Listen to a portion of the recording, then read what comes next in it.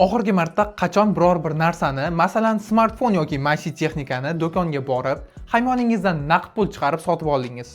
Eslay olmayapsiz-a? Bugun do'konlarimiz savdo markazlaridan ko'ra ko'proq bank filiallariga o'xshab qolyapti. Boshlang'ich to'lovsiz, halol nasiya, pasportning o'zi yetarli. Lekin hech o'ylab ko'rganmisiz, nimaga dunyoning eng yirik korporatsiyalari bizga mahsulotini darrov emas, bir necha yilga bo'lib to'lashga ruxsat beryapti? Ular shunchalik saxovatlimi yoki biz bilmagan qandaydir o'yin bormi? Bugun biz siz bilan hamyonimiz va miyamiz o'rtasidagi yashirin chiroq, kredit qopqonlari haqida gaplashamiz.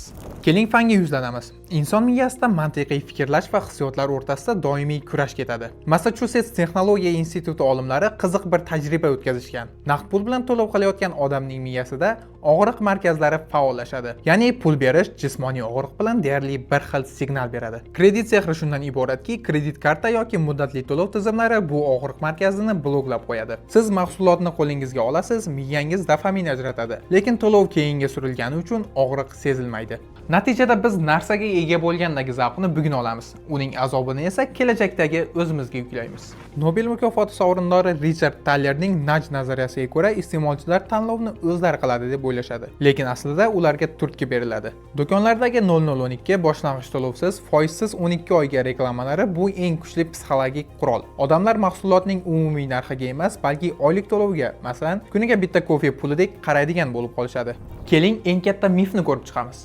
Foizsiz va ustamasiz bo'lib to'lash. Iqtisodiy mantiq shuni aytadiki, pulning ham o'z narxi bor.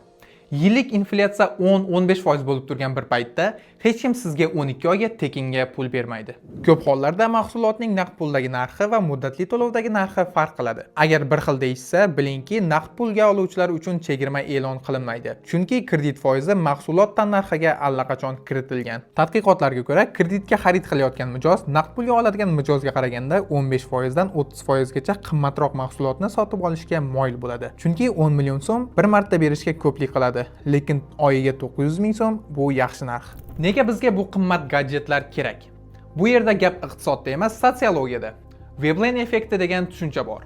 Bu boyligini ko'z-ko'z qilish uchun qimmatbaho buyumlarni sotib olish tendensiyasi. Rivojlanayotgan davlatlarda, shuningdek bizda ham aholining daromadi va smartfonning narxi o'rtasidagi mutanosiblik mantiqqa to'g'ri kelmaydi. Oyligi $400 bo'lgan odam $1200 telefonni 2 yilga kreditga oladi. Biz o'zimizga yoqmaydigan odamlarda taassurot qoldirish uchun bizda yo'q pulga bizga aslida funksional jihatdan unchalik kerak bo'lmagan narsalarni sotib olamiz. Bu status poygasi. Xo'sh, kredit yomonmi? Yo'q.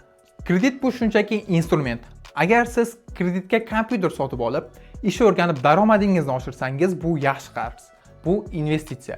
Lekin shunchaki qo'shningizda borligi uchun yoki reklamadagi chiroyli rasm uchun so'nggi modeldagi smartfonni kreditga olsangiz, bu yomon qarz. Har safar shartnomaga qo'l qo'yayotganda o'zingizga savol bering. Men hozir buyum sotib olyapmanmi yoki o'z erkinligimni sotyapmanmi? Chunki har bir kredit bu kelajakdagi vaqtingiz va mehnatingizni bugun sarflab bo'lish deganidir. Ya'ni siz hozir topayotgan pulingizni emas, balki kelajakda topishingiz mumkin bo'lgan pulni sarflayapsiz. Kelajakdagi o'zingizni qarzga qoldirmang. Ko'rishguncha.